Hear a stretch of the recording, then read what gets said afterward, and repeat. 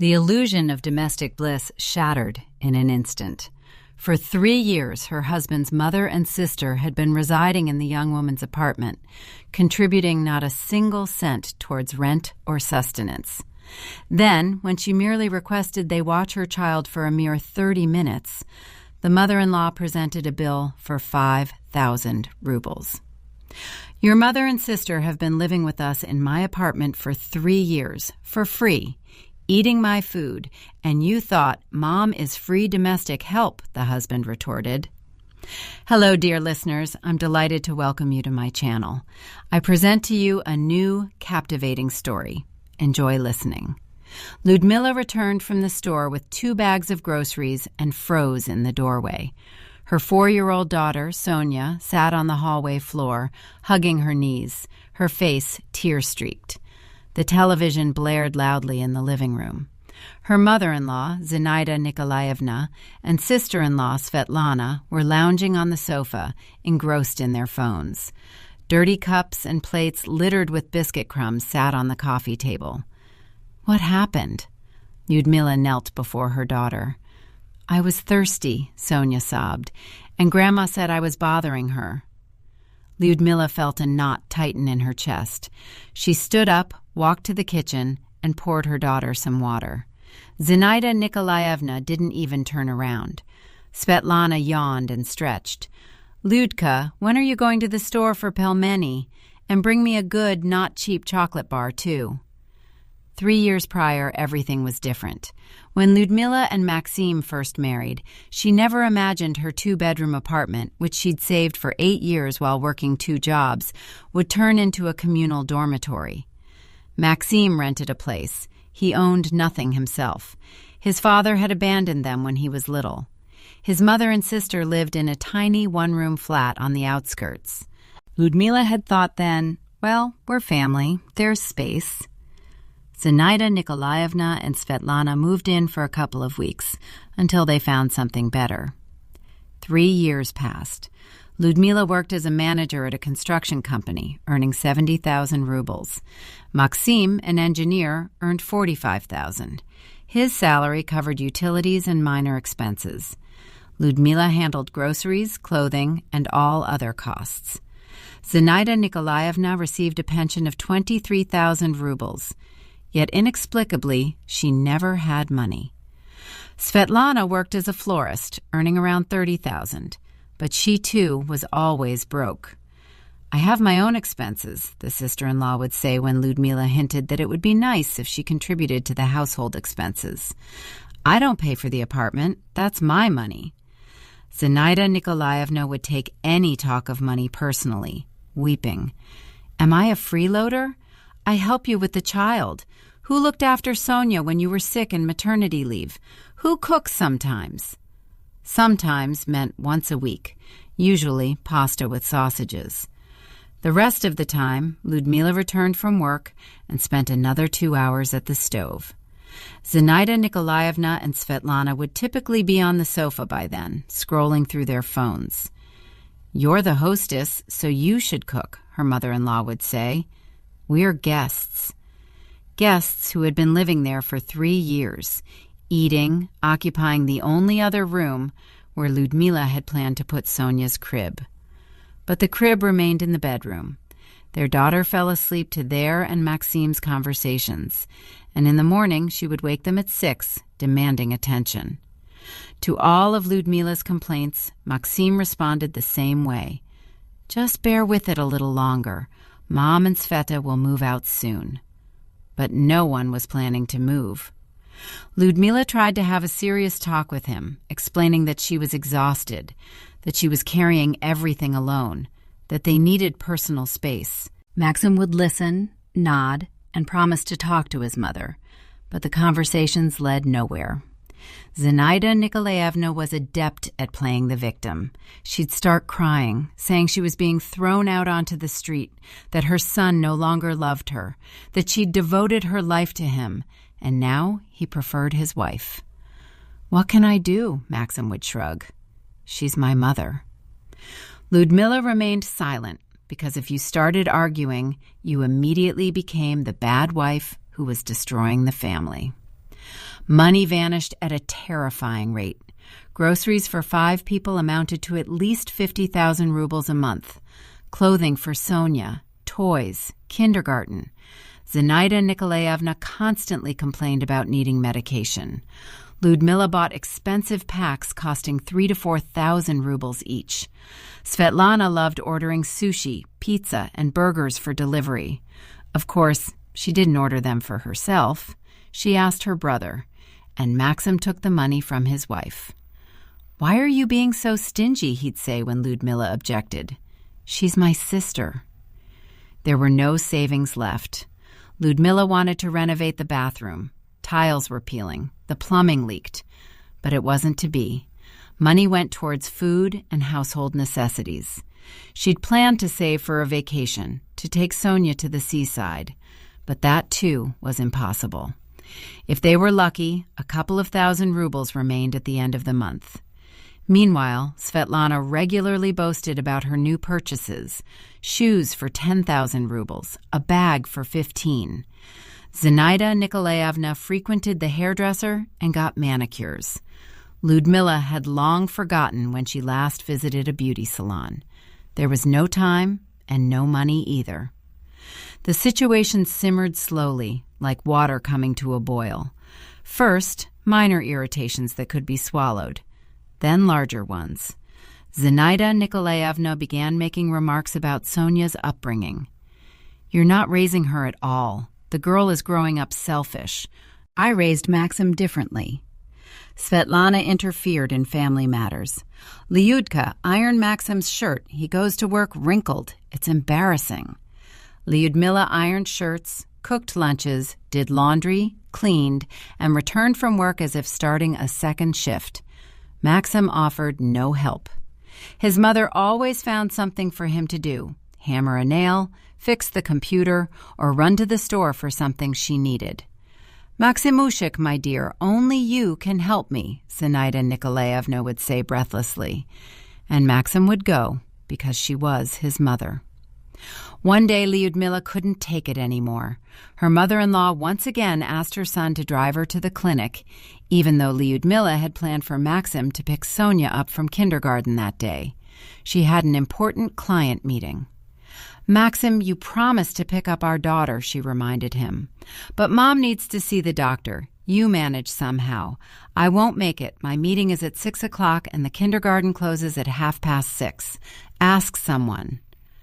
"Who?" Lyudmila felt her voice trembling. "I don't know. Your mother's friend? Figure something out." Zenaida Nikolaevna stood in the doorway with a guilty expression. "Lyudochka, forgive me if you can. My blood pressure is just terrible. I have an appointment today. I can't reschedule." Lyudmila looked at her, then at Maxim, and left the room. She sat in the kitchen, burying her face in her hands. She wanted to scream, to cry, or simply disappear somewhere far from all of this. She called the client and rescheduled the meeting. She picked up Sonia herself. In the evening, she cooked dinner in complete silence. Maxim tried to talk to her, but she answered in monosyllables. Zenaida Nikolaevna sighed demonstratively, implying her daughter-in-law was neurotic. The final straw was an incident on Saturday. Lyudmila was planning to go to the mall. Sonia urgently needed new boots as her old ones had become too small. She asked her mother-in-law to watch her granddaughter. "Just half an hour," Lyudmila said. "I'll be quick. We'll just try them on, and I'll be back."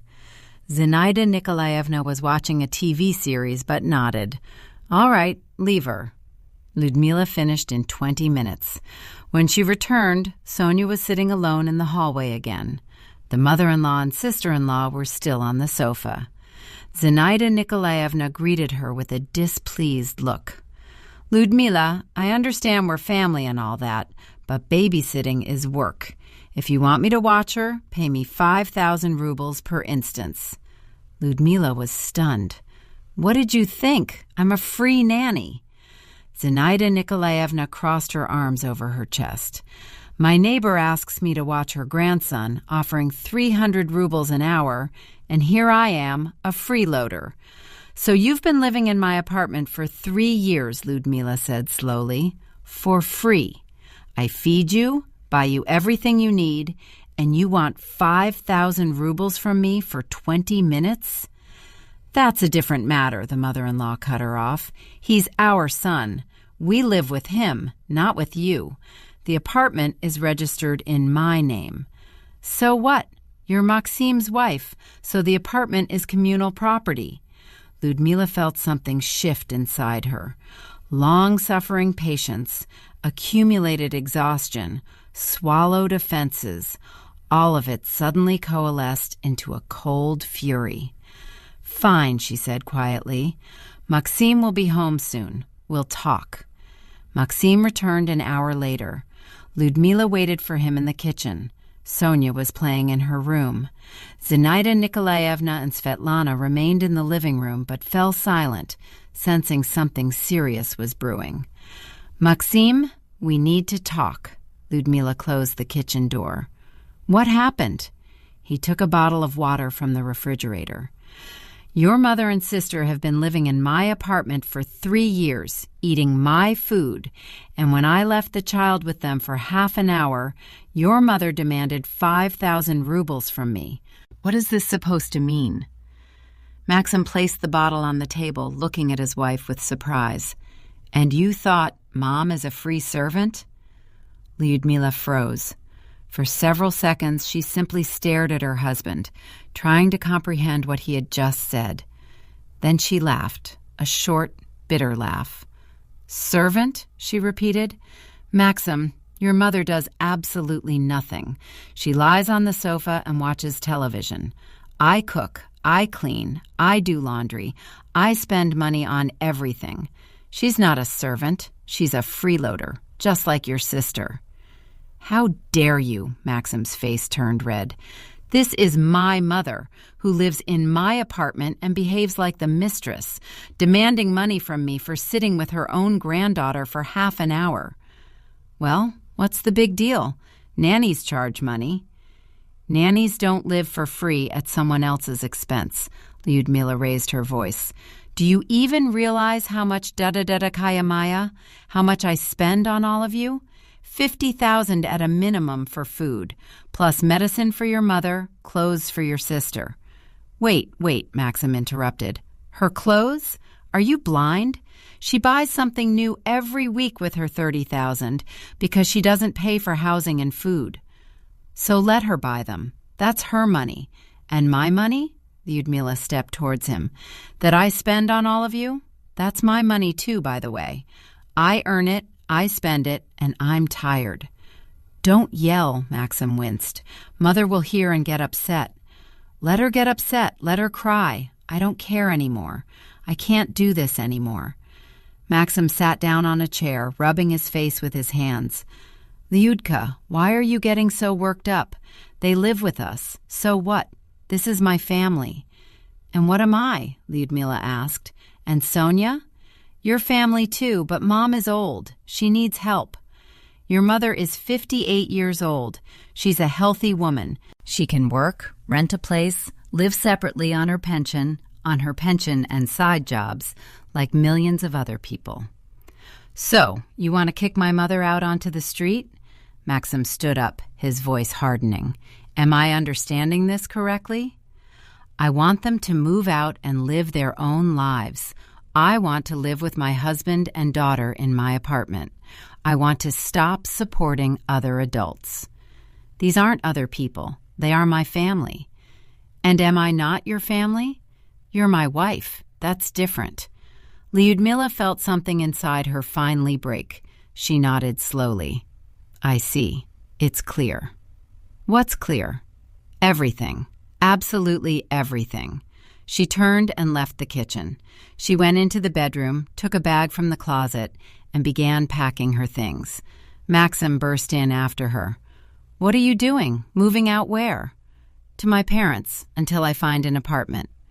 Lyudka, don't be silly. What moving out? Lyudmila silently packed her clothes. Sonia appeared in the doorway looking fearfully at her parents. Lyudmila knelt before her. Sunshine, gather your toys. We're going to visit Grandma and Grandpa for a bit. And Dad? Dad will stay here. Maxim grabbed his wife's hand. Are you insane, taking the child? She's my daughter. And mine, too. Then decide, Maxim. Either your mother and sister move out, or we move out. There's no third option. You're issuing an ultimatum? I'm stating facts. Maxim released her hand and stepped back. I can't kick my mother out. Then good, it's settled. Lyudmila closed the bag. Then live with her and your sister, happily. She led Sonia into the hallway and put on her jacket. Zinaida Nikolaevna and the sister-in-law stood by the living room door with triumphant expressions. The mother-in-law didn't even try to hide her satisfaction. Fine, go. Who do you think you are? We'll manage without you. Lyudmila stopped and looked at her directly. You'll manage on a pension of 23,000 rubles and Svetlana's salary, without my money, without my apartment. Your apartment? Svetlana scoffed. You and Maxim are married. Everything is shared. The apartment was purchased by me before the marriage, registered in my name. There's no prenuptial agreement, but there are documents proving it's my premarital property. Lyudmila spoke calmly and clearly. So, in a week, I'll file for divorce, and in a couple of months, for eviction, through the court with bailiffs. Enjoy your remaining time. She took Sonia's hand and left without looking back. A deafening silence hung in the air behind her. Lyudmila's parents lived in the neighboring district. Her mother met her daughter and granddaughter without questions. She hugged her tightly, led her to the kitchen, and poured tea. Her father carried the things from the car. Sonia was put to bed, and only then did Lyudmila break down in tears. Long, heavy sobs, releasing 3 years of tension. You know, I always said there was something off about that guy, her mother said, stroking her hair. Too soft, a doormat. I thought he'd changed, Lyudmila sobbed. I thought family, love. Family is when you're on the same side, and you ended up on different sides. Lyudmila spent a week at her parents'. Maxim called every day, asking her to return, promising to talk to his mother. Lyudmila didn't believe him. He had promised too many times and failed to deliver. On the 8th day, she went to a lawyer. The situation is simple, the lawyer said after reviewing the documents. The apartment is yours. There's no prenuptial agreement, but there's proof of purchase before marriage. Your husband has no rights to the property, and neither do his mother and sister. They can be evicted. The court process will take about 2 to 3 months, and child support will be awarded. Approximately a quarter of his salary, around 11,000. Not much, but it's something. Lyudmila filed for divorce. Maxim initially didn't believe she was serious. Then he started threatening, then begging. Zinaida Nikolaevna called incessantly, shouting into the phone that Lyudmila was a homewrecker, that she'd destroyed the family, that Maxim would now be unhappy. Precisely, a homewrecker, Lyudmila said in response to the last call. You separated them from my money and my apartment. Now live the 3 of you harmoniously. 2 months later, the divorce was finalized. 3 months after that, the court issued a decision for eviction. Bailiffs arrived precisely at 9 o'clock in the morning. Lyudmila came with them to observe. Zinaida Nikolaevna was weeping at the doorstep. Svetlana shouted that it was illegal. Maxim stood pale, his face devoid of expression. The belongings were removed in 2 hours. Lyudmila took the keys. Where do we go now? The mother-in-law asked her son. Where? To your one-room flat, Mom? Maxim grumbled. Where else? The 3 of us in a 1-bedroom. Well, you wanted to live with your son, so live there. Lyudmila left without waiting for the scene to conclude. She returned to the apartment when it was already dark. She walked through the rooms, empty, quiet, spacious. There was no sofa in the living room. Maxim had taken it. It was his furniture. Never mind. I'll buy a new one." In the bathroom, a stranger's shampoo remained. She threw it out. In the kitchen, unwashed dishes were in the trash bin. A week later, her parents helped her bring in furniture. Sonia's children's bed was placed in a separate room. Lyudmila renovated the bathroom and replaced the plumbing. For the first time in 3 years, she began to save. One day, 6 months later, she encountered Maxim at a supermarket. He looked tired and gaunt. He was wearing an old jacket that Lyudmila remembered from the early years of their acquaintance. "Hi," he said quietly. "How are you?" "Fine," Lyudmila replied. "How about yourself?" "So-so." He rubbed the back of his neck. "Mom, Sveta, and I are renting a 2-bedroom flat. It's a bit cramped, of course, and expensive. I have to chip in for everything now. I pay alimony. Money is tight." "I see." "Sonia is doing well in school, developing. I enrolled her in karate." "That's good." Maxim paused. "Listen, maybe we—" "No," Lyudmila interrupted. "We can't. I thought maybe you—" "I don't maybe anything. Goodbye, Maxim." She walked on, not looking back. Maxim called out, "Mom says you're cruel." Lyudmila stopped and turned around. "Tell Mom cruelty is demanding money for sitting with a granddaughter for 20 minutes, and justice is when everyone gets what they deserve." A year after the divorce, Lyudmila sat on a new sofa in the living room. Sonia slept in her room under a princess-themed blanket. The refrigerator contained food for exactly 2 people, no extra mouths to feed. The bathroom had new tiles and gleaming white fixtures. Expensive cosmetics, which Lyudmila could finally afford, graced the shelf. A message arrived from work. "New project. A good bonus is expected." For the summer, she had already booked a seaside vacation. Sonia desperately wanted to see dolphins. Her phone vibrated. A message from a friend. "Did you hear? Maxim, his mother and sister moved into a communal apartment. They couldn't afford to rent a 2-bedroom anymore." Lyudmila smiled faintly and put down her phone. She stood up, walked to Sonia's bedroom window, and gently opened the door. Her daughter was dozing, arms outstretched. A nightlight cast a soft glow by the bed, stars on the ceiling. Her own corner, her own space, her own peace. Lyudmila quietly closed the door, returned to the living room, and turned off the light. Somewhere in the neighboring district, in a cramped room of a communal apartment, Maxim shared space with his mother, the father's role taken by the mother and sister. Zinaida Nikolaevna was probably still watching television. Svetlana was scrolling through her phone feed. Only now they had to pay for everything themselves. And Lyudmila lay down in her own bed, in her own apartment, and pulled the blanket up. Tomorrow morning, Sonia would come running to wake her, and it would be joyful, not exhausting, because she no longer had to get up and immediately run to cook porridge for 5, listen to complaints, try to please, and spend money. She closed her eyes, and for the first time in 3 years, slept soundly.